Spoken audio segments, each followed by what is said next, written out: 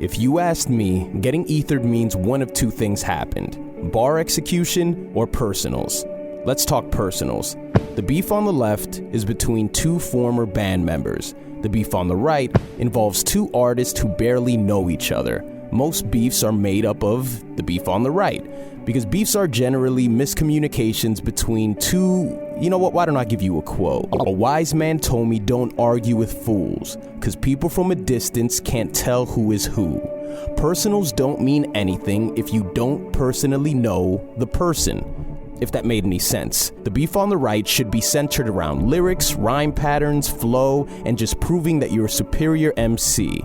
If none of that makes any sense, let's go back to the left side. Take Sci-Hi's Kanye diss from 2 years ago. We know they weren't the best of friends, but they were under the good music umbrella. There's some truth to the record, but overall it wasn't meant to be taken seriously. But more importantly, it had no personals, so ultimately, you forgot about it. That's because personals are the most vital part of a diss when addressing somebody you already know. No matter how well those outlandish lines about smacking Kim and locking up Kanye in a trunk were delivered, you knew him at least a little bit, and to deprive us of that is to deprive yourself of a body. Since left beef involves two familiar parties, you need personals, and if you fail to write them, the public will feel like you held back. Sci-Hi chose to rely on bar execution, and that's just not what we cared about. Nicki and Remy would obviously fall under the right side, but what were the personals on Shethered? Ass implants, your ass popped, your brother's a pedophile, the 360 deal.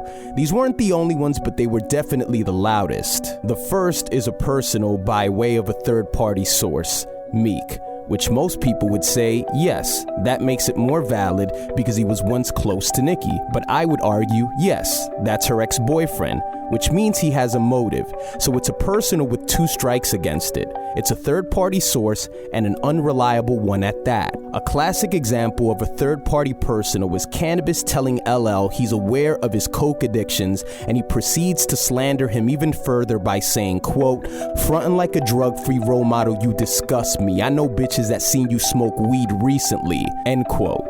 I know bitches who saw you smoke.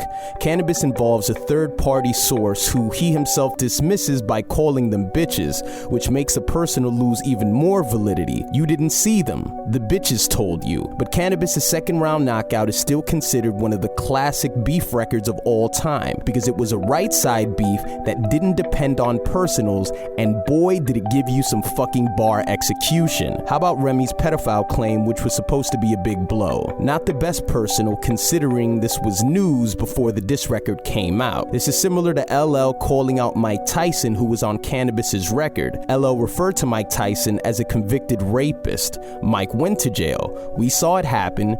That wasn't personal, that was news. Remy did put a spin on it by making it a parenting concern, but she didn't expose anything. You might define being ethered as Nicki not responding, and that somehow being an admission of defeat, which brings me to Remy's most solid personal, the 360 breakdown. Here we're discussing numbers and the knowledge of being signed to multiple entities that put up most of the capital.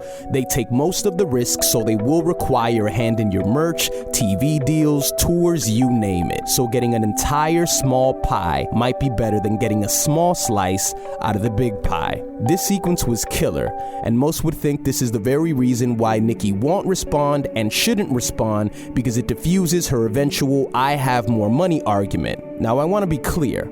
I don't think Nicki will respond, but the thought of this silencing her is ridiculous. Cannabis told LL 99% of your fans were high heels, and that sounds great if LL hadn't rebutted by saying 99% of your fans don't exist, both exposing a nugget of truth in both bars. Jay-Z attacked Nas's whole musical catalog, mentioning the use of his voice sample on Dead Presidents, "You made it a hot line, I made it a hot song," and then Nas proceeded to musically peacock Peacock on the very first verse of Ether. Name a rapper that I didn't influence, and at the end of the verse saying, you kept my name in your music. No response doesn't equal being ethered. Any sequence can be rebutted, even more so with a right side beef, which doesn't require facts. Remy's track sounded rushed and plain old sloppy at times.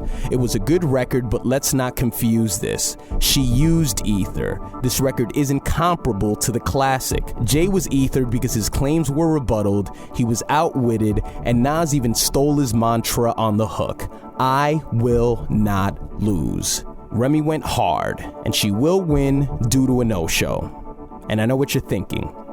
I'm not a Nicki Minaj fan. Nice try, though.